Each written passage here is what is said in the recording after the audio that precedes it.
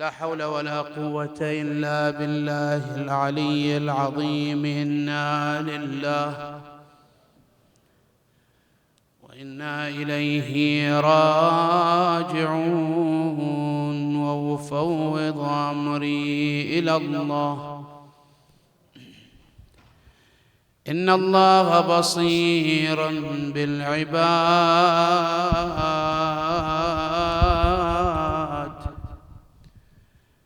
صلى الله وسلم عليك يا سيدي ويا مولاي يا رسول الله.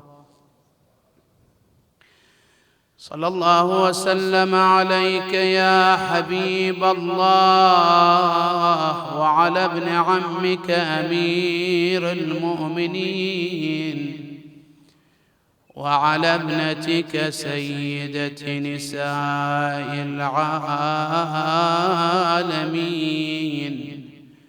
وآلك الطيبين الطاهرين المظلومين.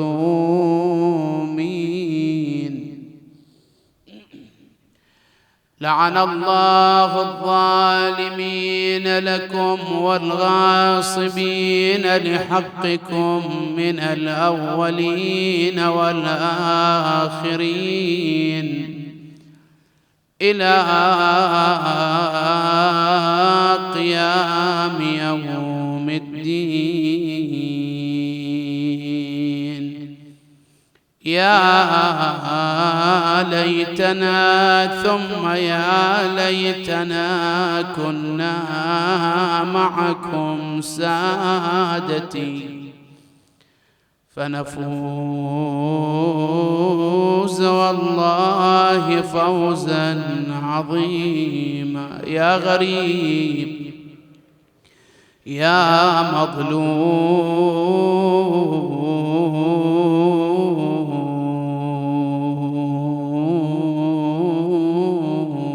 كربلاء،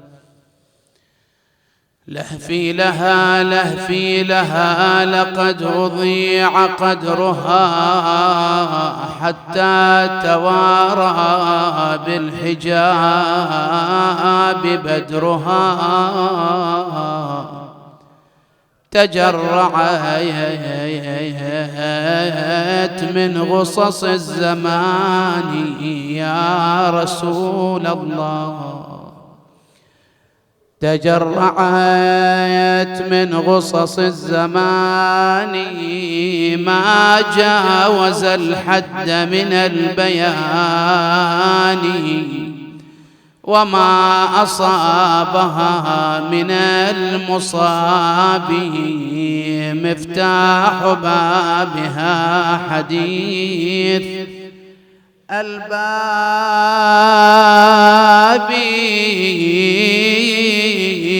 إن حديث الباب ذو شجون، مما جنت به يد خؤوني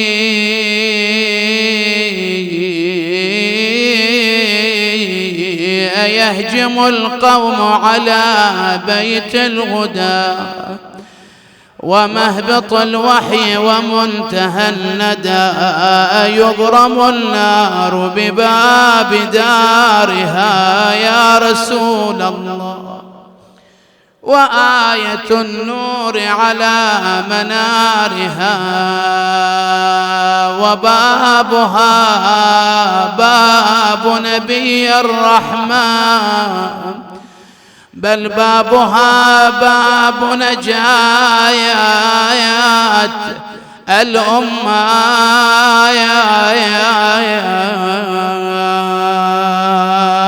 وجاوزوا الحد بلطم الخد. أيوا سيدتا رضي شلت يد الإلحاد والتعدي، فاحمرت العين وعين المعرفة تذرف بالدمع على تلك الصفايا، ولا يزيل حمرة العين سوى بيض الصفاح يوم ينشر اللوايا. إذ رض تلك الأضلع الزكية رزية ما مثلها رزية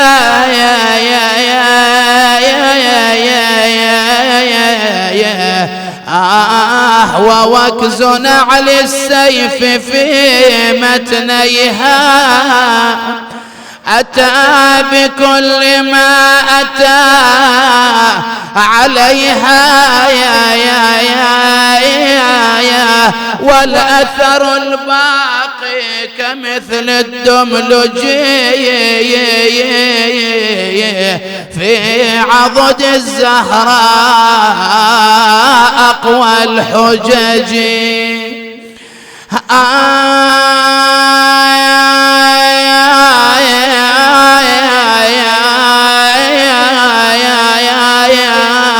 صاحت أنا ما تخدرت مثلي ولن ذلت فتاة في البشار بويا اندفن بيت حرايق خد اللطام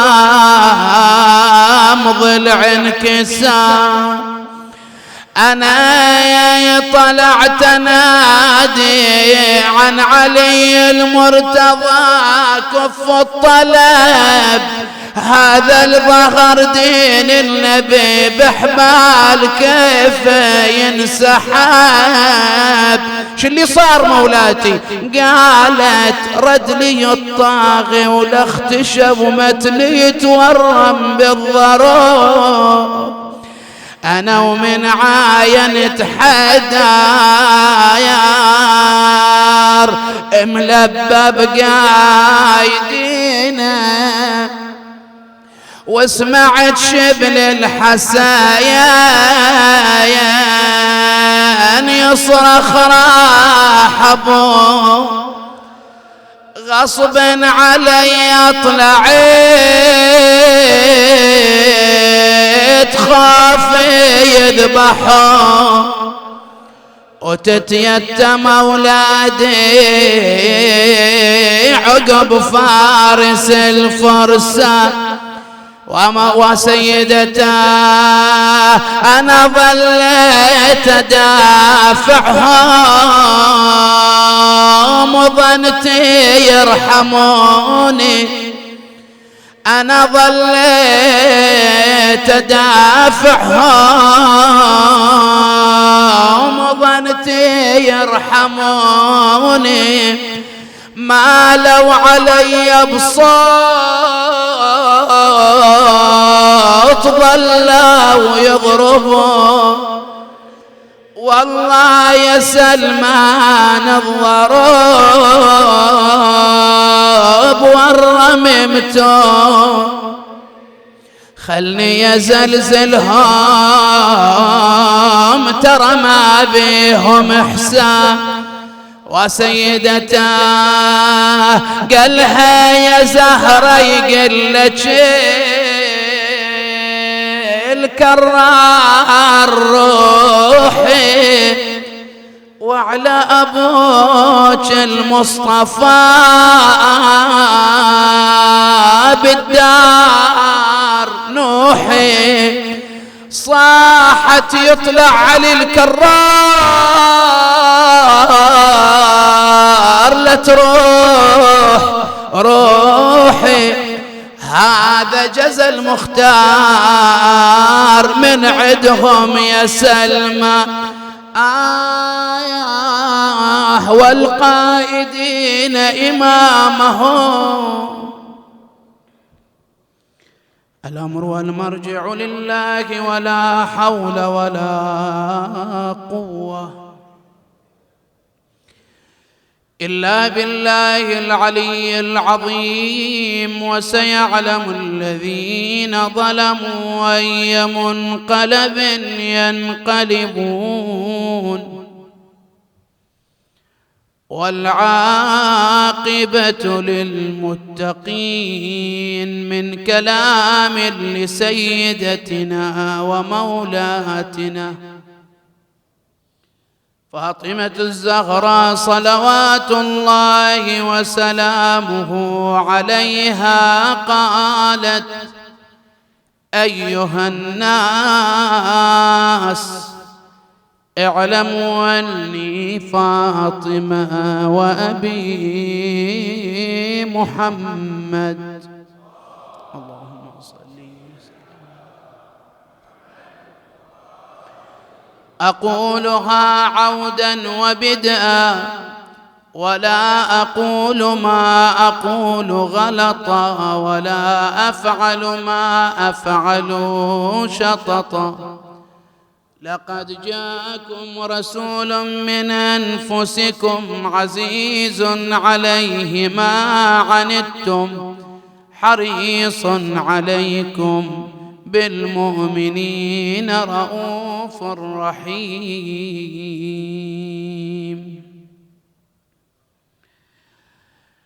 فقرات من خطاب الزهراء صلوات الله وسلامه عليها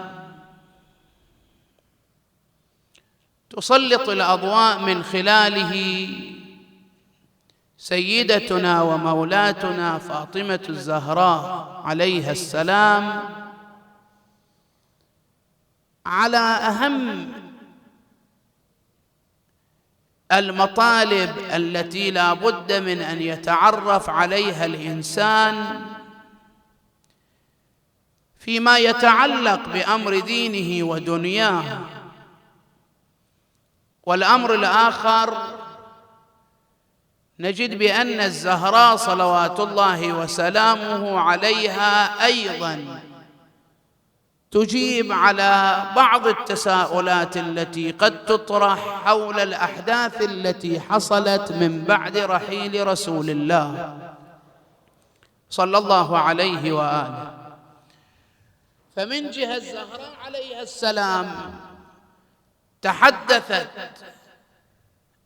عن مجموعة من المعتقدات المهمة التي لا بد وأن يتعرف عليها الإنسان، من بينها فيما يتعلق بأمر التوحيد والنبوة، وأشارت إلى فلسفة التشريع الإسلامي، ثم تحدثت عن مسألة الإمامة. وفي نفس الوقت أشارت السيدة الزهراء عليها السلام أشارت الزهراء عليها السلام إلى مجريات الأحداث التي حصلت من بعد رحيل رسول الله، واللي يمكن قد تطرح حولها مجموعة من التساؤلات، من بينها مثلا قد يتساءل البعض: هل يمكن أن يتصور أحد من الناس أن هذه الأحداث حصلت وحلت هذه المصائب على سيدة نساء العالمين الزهراء عليها السلام؟ فما يمكن أن يتصور أحد من الناس أن هناك هجوم يكون على بيت الزهراء بمرأى ومسمع من المسلمين. قل أولا، هل هذا الأمر ممكن أو أنه غير ممكن؟ إذا رجعنا إلى القرآن الكريم يقول نعم، مثل هذا الحدث صار مو بعد رحيل رسول الله، بل حصل في حياة رسول الله. فمثلا يجي القرآن الكريم يتحدث عما جرى في معركة أحد، والنبي صلى الله عليه وآله موجود بين الناس حينما حل ما حل على المسلمين في معركة أحد، بحيث تقول الروايات: وإذا بالقوم حينما سمعوا بأن النبي قد مات أسلموا النبي لعدوه، فأنزل الله فيهم: وما محمد إلا رسول قد خلت من قبله الرسل أفإن مات أو قتل انقلبتم على أعقابكم. مثل هذا الحدث اللي يشير إليه القرآن الكريم هو اللي حصل من بعد رحيل رسول الله. يجي واحد يقول: شلون هذا يصير؟ وهل فعلا يمكن أن يكون هذا الأمر لو لا؟ نقول له: إذا أردت فعلا معرفة هذا الأمر لابد أن تقوم بدراسة حول الجو اللي كان موجود في ذاك الوقت، خصوصا تركيبة الناس في ذلك الوقت. فما كانت المدينة، كل المدينة كلها سلمان المحمدي، وما كانت المدينة كلها عمار وأبو ذر، لا، كانت الناس أصناف مختلفة، توجهات مختلفة. وهذا الأمر كما ذكرت في البداية أشارت إليه الزهراء من خلال أيضا خطابها. لاحظ أنت خطاب الزهراء عليها السلام حينما بدأته في حديثها تحدثت عن التوحيد، وحديثها بعد ذلك عن النبوة. يجي واحد يقول: إذا الزهراء عليها السلام حلت عليها كل هذه المصائب، إذا كل هذه الآلام حلت بها، كان من المفترض أن الزهراء تبدأ مباشرة بالحديث عن شنو؟ عن مظلوميتها، وتبدأ بالحديث عن حقها والمطالبة بحقها. بعد ليش تبدأ الزهراء بالحديث عن التوحيد ثم عن النبوة؟ تريد تبين بأن هؤلاء الناس اللي أنا أخاطبهم أصناف مختلفة، منهم المسلم اللي نقدر نعبر عنهم بالصفوة من الناس، ومنهم غير المسلم في الواقع. في الظاهر هو مسلم، لكن في الحقيقة والواقع هو ليست له أي صلة بالإسلام. ولهذا الزهراء عليها السلام لما خاطبتهم تارة تخاطب الناس وتقول لهم: أيها الناس، يعني أنا جاية أخاطب هالأصناف المختلفة، منهم الصفوة، وهؤلاء يتميزون عن غيرهم، ومنهم غير هؤلاء اللي نقدر نعبر عنهم بالمنافقين كما صرح القرآن الكريم في حديثه عنهم، ومنهم عامة المسلمين، هذا صنف ثالث، ومنهم أصحاب المطامع والمصالح، وهذا صنف رابع، ومنهم الأعراب، وهذا صنف خامس. هذول كلهم جاي الزهراء عليها السلام تخاطبهم. فلما تخاطب المسلم اللي هو من صفوة المسلمين، تعرف أن هذا شلون عنده ارتباط بالإسلام وعنده ارتباط برسول الله. وتارة تخاطب المسلمين لكن ما عندهم تلك المعرفة برسول الله وبما جاء به رسول الله صلى الله عليه وآله. وتارة تخاطب المنافقين حتى تخاطبهم وتقول: حتى ظهرت فيكم حسيكة النفاق. فالزهراء عليها السلام تعرف شلون تخاطب هؤلاء. فأما بالنسبة للصنف الأول من الناس وهم كما عبرنا عنهم بالصفوة، فعلا هذيل اللي يمتلكون ميزات ما موجودة عند غيرهم. واحدة من الميزات عندهم معرفة تامة كاملة بمعالم الدين، وعندهم رؤية واضحة حول ما يعتقدون به، وعندهم الأمر الآخر إرادة قوية بحيث فعلا أمام الأحداث التي وقعت أو ستقع في المستقبل هم رايحين يشخصون الظرف ويشخصون الوظيفة والتكليف الذي يجب عليهم. فلهذا تجد هؤلاء الصفوة فعلا كانت لديهم معرفة بمعالم الدين، ذيلا كانوا ملازمين لرسول الله وسامعين من رسول الله مرار وتكرار، وهو يوضح لهم الطريق الذي لا بد وأن يسلكوه، سواء في حياة رسول الله وخصوصا بعد رحيله، حينما يقول لهم في حق علي عليه السلام: علي مع الحق والحق مع علي، يدور الحق مع علي حيثما دار.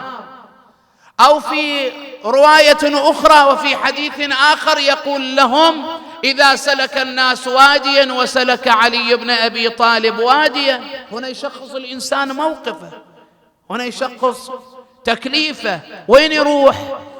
إذا انقسم الناس واختلف الناس، إلى أي جهة يتوجهون؟ فالنبي صلى الله عليه وآله يبين لهم بأن الطريق الذي لا بد وأن يسلك في هذا الأمر وفي هذا الوقت أن يسلكوا طريق علي بن أبي طالب عليه السلام. وهذا فعلا كانوا موجودين إلى جانب أمير المؤمنين، إلا أنهم قلة، كسلمان وعمار والمقداد وأبو ذر رضوان الله عليهم أجمعين.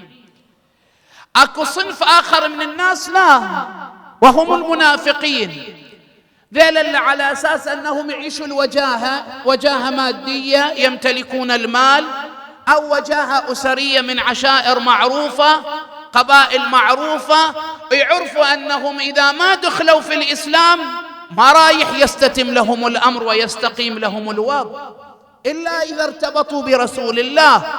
فلهذا ارتبطوا برسول الله ظاهرا، وإلا في الحقيقة والواقع كانوا يتربصون بالإسلام، كانوا يتربصون بالإسلام.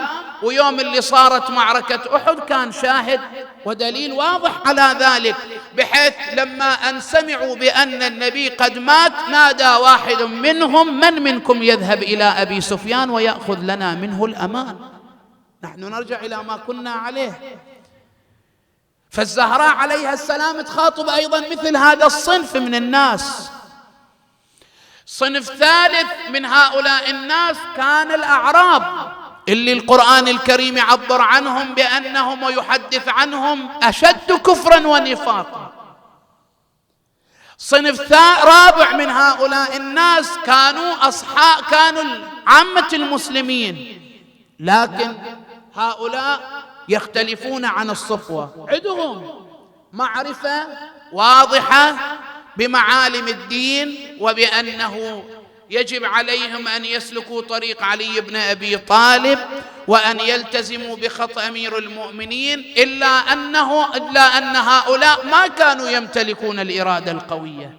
ولهذا يوم اللي فعلا وقعت تلك الأحداث وجاءت الزهراء تخاطبهم، فقام بعضهم والتفت إلى الزهراء عليها السلام وقال لها: لو جاء إلينا علي بن أبي طالب وطلب منا البيعة لما عدونا. قالت لهم: بعد بيعة الغدير، بينكم وبين بيعة الغدير أقل من 70 يوم يمكن، أو ما يقارب 70 يوم. في 18 من شهر الحج كانت بيعة الغدير، والنبي صلى الله عليه وآله رحيله في أواخر صفر، فما كانت المدة طويلة. فلهذا الزهراء عليها السلام أيضا خاطبتهم، قالت لهم: انتم عندكم بعد معرفة بهذا الأمر. الصنف الآخر من هؤلاء الناس كانوا أصحاب المطامع والمصالح، اللي أنه فعلا شوفوا الآن الأجواء ما معروفة، لكن بعد ذلك هم يروحوا يسلكوا أي طريق، فإن كانت فعلا الأوضاع استتبت لمن اختارته السقيفة فهم مع أولئك، وإذا الوضع استتب مع غيره هم مع غيره. فما كانوا فعلا لديهم الوجهة الصحيحة، وما كانوا فعلا يلتزمون بما قاله رسول الله صلى الله عليه وآله. إذن فلما يجي واحد يسأل يقول: فعلا كل هذه الأحداث حصلت وجرت على سيدة النساء، وهل يمكن أن يقع هذا الأمر أو لا؟ لابد وأن يجي الواحد ويدرس هذا الوضع الذي فعلا كان موجود في المدينة وبعد رحيل رسول الله صلى الله عليه وآله. ولهذا الزهراء عليها السلام لما جاءت تخاطب أولئك تخاطبهم لعل واحد منهم ما ملتفت إلى هذا الأمر أو نسي ذلك الأمر أو يتناسى ذلك الأمر أو يتنكر لذلك الأمر، وهو ما يتعلق بمكانة فاطمة عليها السلام ومنزلة أمير المؤمنين صلوات الله وسلامه عليه. ولهذا خاطبتهم: أيها الناس اعلموا أني فاطمة. ماكو واحد يمكن ما سمع عن الزهراء عليها السلام، لكن معرفته هل هي معرفة تامة كاملة بفاطمة عليها السلام ومكانتها ومنزلتها أو لا؟ هنا الزهراء جاءت تركز على هذا الأمر، وما كانت تتحدث عن نفسها لأنها تريد أن تشير إلى شخصيتها، لا، إنما رايحة تتحدث عن ما هو أعظم وأهم من كل هذا الأمر الذي سوف تتعرض إليه، وهو فيما يتعلق بحق علي عليه السلام ومكانة أمير المؤمنين صلوات الله وسلامه عليه. ولهذا حتى في كلماتها لما ترجع إلى بعض خطابها بعد أن ألقت هذا الخطاب كله، ورجعت الزهراء إلى دارها وهي توجه الخطاب إلى أمير المؤمنين عليه السلام، وخاطبته بذلك الخطاب: يا ابن أبي طالب اشتملت شملة الجنة. لعل هم واحد يتصور أنه شلون الزهراء تخاطب أمير المؤمنين بهذا الخطاب، وهل يمكن وهل يصير أن الزهراء تخاطب أمير المؤمنين بهذا الخطاب، وهل كان خطابها اعتراض على موقف علي بن أبي طالب أو لا؟ لا، الوضع عن فاطمة عليها السلام. لهذا لو كل واحد يتأمل في خطاب الزهراء ومن خلاله يتعرف على شخصيتها أكثر وأكثر، يلاحظ بأن خطاب الزهراء عليها السلام إنما كان من أجل أن تشيد بشخصية أمير المؤمنين وتشير إلى دور علي بن أبي طالب في الحفاظ على الإسلام. لأن بعضهم يقول بأن علي بن أبي طالب سلم الأمر وانتهى، وما كان علي بن أبي طالب لينازع أحد في بيعته. لا، هنا الزهراء هم تريد تبين دور أمير المؤمنين، تقول لهم الآن أمام هالأصناف من الناس وصار التخاذل، تتصور وش رايح يكون موقف علي بن أبي طالب؟ هل جبن فيه وخوف دخل في علي بن أبي طالب؟ لا والله، إنما تريد أن تبين، تقول له ترى مثل ما كان موقف لأبي طالب في الدفاع عن الحق وموقفه إلى جانب رسول الله وتحمل كل الآلام إلى جانب رسول الله، وخصوصا أيام الحصار وتحمل الأذى، حتى جاء من يتحدث عن شخصية أبي طالب وينسب الكفر إلى أبي طالب، إلا أنه تحمل كل ذلك من أجل الإسلام، وهذا علي بن أبي طالب. فذاك بمكة آوى وحامى، وهذا بيثرب، ذاك إلى جانب رسول الله، وهذا فعلا وإذا هو يحافظ على رسالة رسول الله، وإلا يوم اللي يطلعوه بحمائل سيفه وهو ينادي وحمزتاه ولا حمزة لي اليوم. يعني هذا يستقيم مع موقف اللي صار يوم خيبر وموقف يوم بدر وموقف يوم أحد. ما أحد ثبت في معركة أحد إلا القليل، يمكن ما يتجاوزوا 10، وكان في طليعتهم أمير المؤمنين. ذاك اللي يستقيم وذاك اللي يثبت في تلك المعركة ما عنده القدرة أن يقف ذلك الموقف في يوم الهجوم على داره. لكن وإذا بعلي عليه السلام يتحمل كل هذه الآلام من أجل الحفاظ على الإسلام، وتجي الزهراء صلوات الله وسلامه عليها لتقف إلى جانبه وتشيد بموقفه وتشيد بدفاعه عن الإسلام وحفاظه على الإسلام. وإذا بها يوم اللي شافت وقد أخرجوه ملبب بحمائل سيفه، طلعوه وإذا بها أفاقت من غشوتها، وبعد أن سقطت بين بابها وجدارها سمعت صوت عند الباب واحد يصيح: وحمزتاه ولا حمزة لي اليوم، وجعفراه ولا جعفر لي اليوم. وإذا بها التفتت إلى فضة: وين علي؟ قالت: سيدتي أخذوه. ما تحملت الزهراء مع كل ما جرى عليها وما حل بها من آلام. إيش سوت؟ خلت خمارها على رأسها وأقبلت تدافع عن بعدها، وأقبلت تجر أذيال المصيبة وهي تنادي: خلوا عن علي. فوالله إن لم تخلوا لأدعون ربي، ما كان ناقة صالح وفصيلها بالفضل عند الله إلا دوني. وفعلا ما رجعت إلا وعلي وياها، وعرفوا أن خروج الزهراء يشكل خطر عليهم، حاولوا أن يرجعوها وما استطاعوا. لهذا تقول الرواية: وإذا بالرجل التفت إلى غلام قال له: رجعها. قال له: فإن أبت قال له: الصياد تتلوى عليها.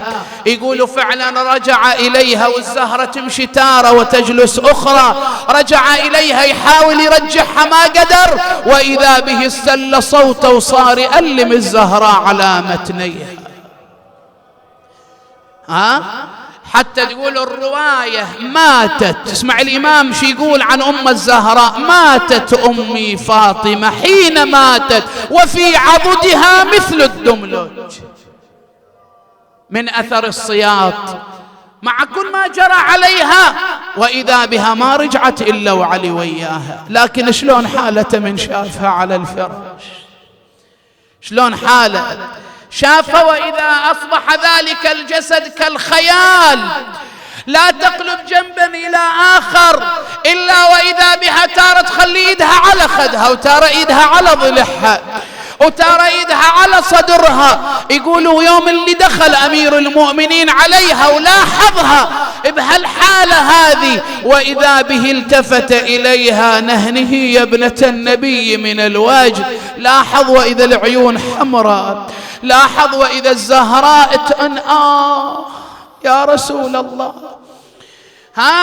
التفت إليها: فاطمة يا ابنة النبي، يا سيدة النساء، شو اللي صار؟ وإذا بها التفتت إليه قالت له: عندي وصية أبو حسين، أنا عندي وصايا، أو منفذ أنت هذه الوصايا؟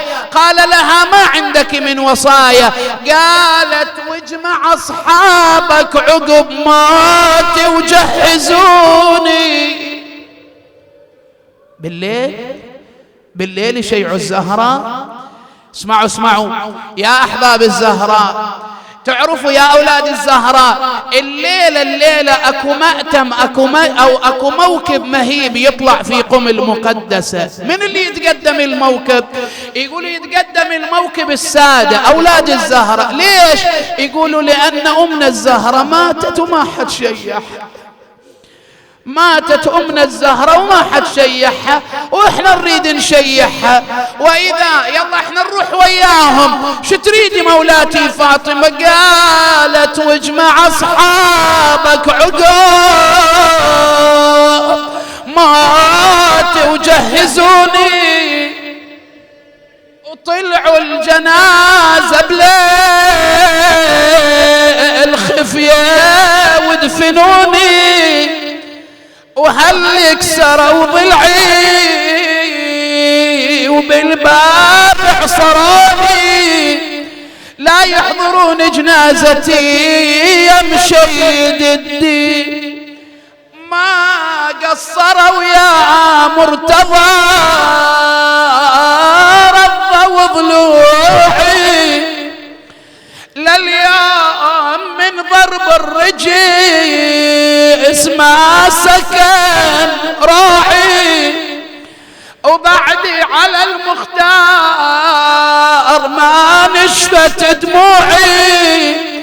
شو سوى مولاتي؟ طبلي ولطمني فوق خدي ومحجر العين، وسيدتاه قالها الوصي الممدوح في السبع المثاني انت يا زهراء والنبي كنت واركاني وحسن هدم يم الحسن ركني الثاني اتجدد علي الحزين يا ست النساوي. قام من عندها بعد أن أوصته بوصاياها اغتسلت ثم لبست ثيابها ودخلت إلى حجرتها وتوجهت إلى ربها. تقول أسماء بعد ساعة دخلت عليها وإذا بها قد امتدت في محرابها وأسدلت الرداء على وجهها. كشفت الرداء عن وجهها وإذا بها قد مدت يديها ورجليها وغمضت عينيها. عرق جبينها وسكن أنينها وانقطع نفسها وفاضت روحها. رحم الله من نادى وسيدتا أيوا بنت محمدا. خرجت أسماء تكفكف دموع عينيها. أقبل الحسن والحسين عليها دخلا على أمهما بعد أن أرادت أسماء أن تمنعهما ما قدرت. شافت وإذا كل واحد التفت لها. أسماء شفتي إن يوم من الأيام إحنا ناكل الطعام من غير أمنا الزهراء نقعد على المائدة من غير أمنا الزهراء وإذا بهم أصر عليها دخلوا على الزهراء. تقول الرواية حينما دخل عليها ورآها قد امتدت في محرابها جلس الحسن عن يمينها الحسين عن شمالها. كشف الإمام الحسن عن الرداء عن وجهها. التفت إلى أخيه الحسين. أخي يا أبا عبد الله عظم الله لك الأجر قد ماتت أمنا فاطمة. قام من عندها.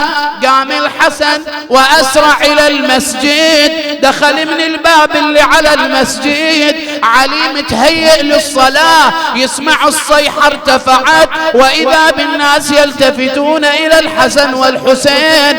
ما الذي جرى عليكما؟ تذكرتما رسول الله فبكيتما؟ قال لا أوليس قد ماتت أمنا فاطمة. علي ذاك البطل. علي قالع باب خيبر. علي ذاك البطل العظيم يوم اللي سمع بالخبر شو اللي صار عليه؟ تقول الرواية فسقط لوجه الله وهو ينادي نفسي على زفراتها محبوسة يا ليتها خرجت مع الزفرات. لا خير بعدك في الحياة وإنما أبكي مخافة أن تطول حياتي. إجا أخذ أولاده صار يسليهم يعزيهم إلى أن شال الجنازة خلاها على المغتسل. بالليل علي غسل الزغراء وسلمان من خلف السيد وإذا به يسمع بكاء ونحيب قد ارتفع. منه اللي يبكي؟ هذا أبو حسين مولاي. تأمروننا بالصبر وتجزعون عند المصيبة. قال لا تلمني لقد رأيت ضلعا من أضلاعها مكسور.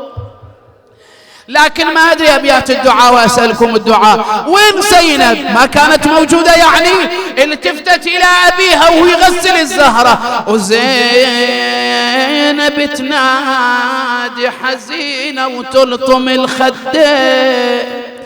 يلي تغسل الزهرة ودمعاتك على الخدين. يبهون غسلها ترى منها انكسر ضلعه. يبهون غسلها ترى منها انكسر ضلعين تقل له يا وصي المختار يا الوارث إلى علومه يا ابو يبغون غسلها البتول امي المظلومه والله يا ابويا بعد اريد اوصيك يا ابويا لو بعد تدري ايش عندك بنيه قالت دم اللي بصدرها يسيل وقف لو بعد يجري قالت دم اللي بصدرها يسيل وقف له بعد يجري شالها وخلاها على السرير ما قادر يحملها لفها في أثوابها التفت سلمان أعني على حمل فاطمة ما تقدر أبو حسين تشيل الزهراء خلاها على السرير وأقبل أولادها ويلي وزينب تنادي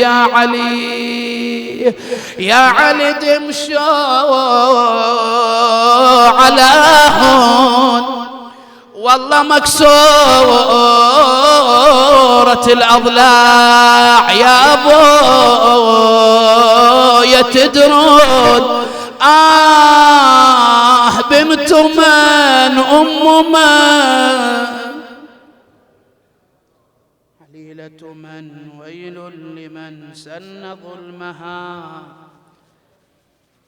وأذاها يا الله صل على محمد وآل محمد إلهي نسألك وندعوك ونقسم عليك بأحب الخلق إليك بمحمد وآل محمد لا تخرجنا من هذه الدنيا حتى ترضى عنا يا الله شافي كل مريض فك قيد كل أسير سيما المنظورين فرج عن جميع الأسرى والمعتقلين بحق الزهراء وأبيها وبعلها وبنيها والسر المستودع فيها يا رب العالمين المسببون لهذا المجلس الشريف تقبل اللهم أعمالهم ووسع اللهم في أرزاقهم وإلى موتاهم وأموات الحاضرين وأموات المؤمنين والمؤمنات نهدي للجميع ثواب المباركة الفاتحة مع الصلوات.